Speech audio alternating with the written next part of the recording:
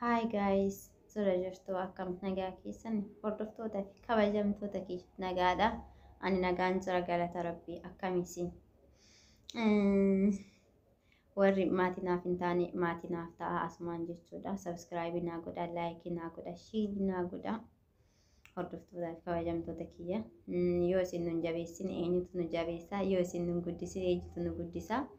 Innaa akkasin isiniin jedha. Hara jechuudha. Gorsa obbolummaa xiqqoo takkan isinii fidee dhufe warri na jaalatan jechuudha. Narraa baruu dandeessanii dhaggeeffatanii jechuudha. Fakkeenyaaf namni jechuudha waan 10 yoo dubbate waan tokko jechuudha namni keessaa argata, waan tokko dammoo jechuudha namni keessaa barata. Innaa jechuudha. Maaliin qabadhee siif dhufe har'a? Warroota jechuudha jaarsaaf jaartii jidduu deemtanii nama addaan diiguu barbaadan. Gooddanyaa fi gooddanyaa jidduu deemtanii nama addaan diiguu barbaadan jechuudha. Aree baakkaachuu rabbiin sodaadha. Amantii kamirrattu jechuudha. Amantii makkami irrattu jechuudha. Nama wal jaalatu addaan diigaa kan jedhu hin jiru jechuudha. Nama wal jaalatu jechuudha. Inda'um sobaatii walitti deebisa malee jechuudha. Addaan diiguu hin barbaadina. Inni ammoo jechuudha yaa ijoollee keenya wal jaaladha. Jaalalli bareedaadha jechuudha. Nama si jibbu tokko ati jaalala itti argisiiste jechuudha. Jaalalaan mo'uu dandeessa jechuudha. Nama si jibbu tokko fakkeenyaaf gooddanyaan tiyya takka jechuudha. Gooddanyaa na jibbitu gooddanyaa dammoo jechuudha. Anaaf wanta gaarii yaadni takka jechuudha. Ishiin anaaf wanta gaarii hin yaaddu jedhee irraa fagaachuu osoo hin ta'in itti hiiqee jaalala itti argisiiseetiin jechuudha. Ofitti qabeeni jechuudha. Akka ishiin ilaalcha badaa sanirraa karaa ilaalcha gaariitti deebitu jechuudha. Gochuun danda'a. Akkasii malee fakkeenyaaf nama badaa keessan yaade tokko namni kun badaanaaf yaade jettanii jechuudha. Irraa fagaatina. Itti hiiqati gorsaanii, itti hiiqati balleessaa nama sanii jechuudha. Itti maatii deebisaanii. Akkasiin isiniin jedha. Lana garaachillaa jechuudha. Ani nama na jaalatu caalaa nama na jibbu hin jaalladhaan sirriitti jechuudha. Nama sirriitti na jaalatu caalaa nama sirriitti na jibbu hin jaalladhaan. Nama sirriitti natti hiiku caalaa jechuudha. Nama narraa hiikutti hiiku jaalladhaan jechuudha. Maaliif hoo jettanii? Jaalalaaniin baqa jaaladhee nama san ofitti qabeetiin namni sun akka na jaalatu namni sun jechuudha. Akka baqa ilaalcha badaarraa kara ilaalcha gaariitti deebi'u godhaa jechuudha. Akkasii isinillee osoo waan akkasii sayyaaltanii dasna jedha obboleewwan kiyyaa jibbi ilma namaa kana jibbi jechuudha. Ilma namaa kana biratti baay'ee ulfaatee jira ho'itii ammaa kana keessa jechuudha.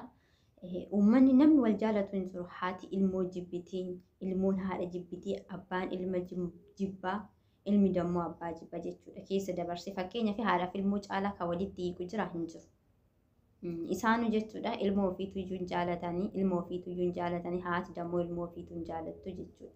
Ho'itii ammaa kana keessa. Kuni baay'ee ulfaata jechuudha. Yoo jaalalli hin jiraatin jechuudha hin beekan. Yoo jaalalli hin jiraatin wal loluutu dhufa. Baqa wanta yoon wal jaalanne rabbiillee nu jaalata jechuudha. Yoon waan gaarii goone jechuudha. Rabbiillee nuuf waan gaarii nuuf kennaa jechuudha. Fakkeenyaaf hireen qooda rabbiiti. Wanti hundi rabbirraa kan dhufetu ta'a jechuudha. Yoo waan gaarii hojjette ati rabbi dammoo siif jechuudha waan gaarii qooda keessii kenna jechuudha. Yoo garuu ati waan gaariin hojjette waan badaa kaa gootu taate waan badaa kaa hojjettu taate jechuudha. Rabbi biraallee qoodan qabdu waan rabbi waan gaarii sii qopheessisan illee siif hin kennamu jechuudha sirraa hafa. Sheeka taate yookiin dammoo keessi taate akkanaan hin jenne.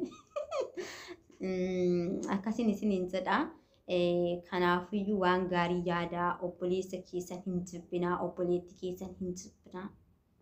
Wal jaaladhaa. Nama sin jibbe tokko jechuudha irraa fagaatinaa itti hiiqati jaalalatti argisiisa malee irraa fagaatinaa. Irraa fagaachuun mamnuu haraama. Akkasiin isiniin jedha. Dammoo jechuudha. Namni tokko na arrabsitan warroota na arrabsitan jechuudha. Baay'ee sin galateeffadha. I love you. Baay'een sin jaaladha jechuudha. Warra na arrabsullee ani nan jaaladha jechuudha. Warri na jaalattanillee dammoo akkasuma isiniin jaaladha. Naaf galatoomaa isiniin jedha. akkasii thank you. Warana jaalatus warana jibbus isinin jaaladha jechuudhaan sirriitti. Kanaafiyyuu akkasiin isinin ja'a hordoftoota kiyyaa kabajamtoota kiyyaa. Bara kana keessa jechuudha. Ilma namaatirra bineensatu walitti dhufa jechuudha. Bineensa alaa jechuudha. Bineensi alaa jechuudha. Yoo bineensi tokko kufe jechuudha. Fakkeenyaaf wayiniin takka jechuudha. Yoo qilee keessatti buute jaldeessi baatee ol baase jechuudha. Jaldeessi tokko yoo qilee keessatti kufe jechuudha. Wayiniin takka jechuudha ol baasti qilee keessaa baattee baasti jechuudha. Gizee ammaa kana nuti garuu jechuudha ilmi namaa wal finnaa jechuudha. Waan gaarii waliif yaadnu jechuudha.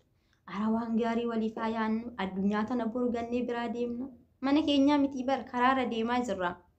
Karaarra deemaa jira jechuudha. Manni keenya asii miti. Addunyaan jechuudha mana keenya miti. Kuni mana ergisaati jechuudha. Mana ergisaa karaa deemtuudhaan nuti jechuudha. Karaa deemaa jirraa jechuudha. Karaa deemnu kana jechuudha tolfataa deemnu. Waan gaarii obboleessa keenya waan gaarii haa yaadnu. Obboleetti keenya waan gaarii haa yaadnu. Inni waan badaa hojjetaa miti. Inni akkatiin guddanne yookiin dammoo akkati waan badaarra buutu siif yaada miti. Ati immoo waan gaarii yaadiif. Ati immoo waan gaarii godhiif jechuudha.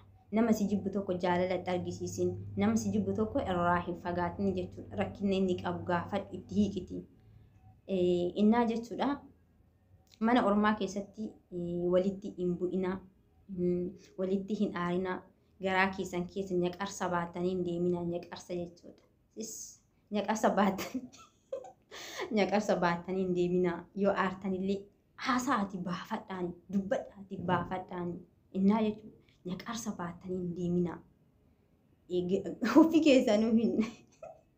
Ofii keessaniyyuu bashitaa isinitti ta'a jechuudha. Bashitaa isinitti ta'a. Kanaafiyyuu bashitaa doktara hin argine jechuudha. Garaa keessan keessatti baatanii hin deeminaa. Dubbadhaati baafadhaa. Innaa isin immoo jechuudha. Addunyaan abbaa qabdi. Addunyaan teenyaa miti jechuudha. Mana keenya kan boruusan jechuudha. Namichi tokko qamadii bareedduu yoo facaafate jechuudha. Waggaa sanitti maal haammataa? Qamadii bareedduu facaase sana haammata jechuudha deemee. Yoo siraana facaafate siraanuma ofii sana haammata jechuudha. Maaltu wal biqilaa? Maaliif sanyii bareedaa facaasne waan ta'eef wanti biqilu tokko iyyuu hin jiru jechuudha. Nuti immoo jechuudha. Qamadii bareedduu facaafachuu qabna. Hanga addunyaa tanarra jirutti waan gaarii hojjechuu qabna. Waan bareedaa gochuu qabna. Wanta namni jaalatu hojjetuu qabna. Kan namni bichaan jaalatu osoo hin ta'in kan Rabbiin jaalatu jechuudha. Wanta Rabbiin jaalatu, wanta Rabbiin nurraa jaalatu jechuudha. Namaaf nama jidduu seenanii walitti oofuu osoo hin ta'in namaaf nama sobanii walitti araarsu. Bakka waan gaarii ta'e tokko, wanta Rabbiin namarraa jaalatu tokko jechuudha. Hojjetuu qabna, gochuu qabna isiniin jedha.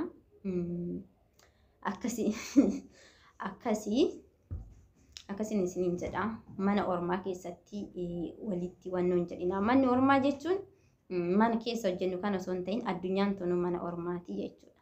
Hanga gaafa karaa Rabbii keenyaa deemnutti jechuudha. Gaafa karaa Rabbii keenyaa deemne manni nuti keessa jiraannu jechuudha. Rabbiin keenya addaan nu baasa. Mana san tolfachuudhaaf nu immoo jechuudha. Asirratti waan gaarii hojjechuu qaba. Asirratti hiyyeessa gargaaruu qaba. Waan bareedaa ta'e tokko jechuudha hojjetuu qabna. Lola wal jibbuu dhiisne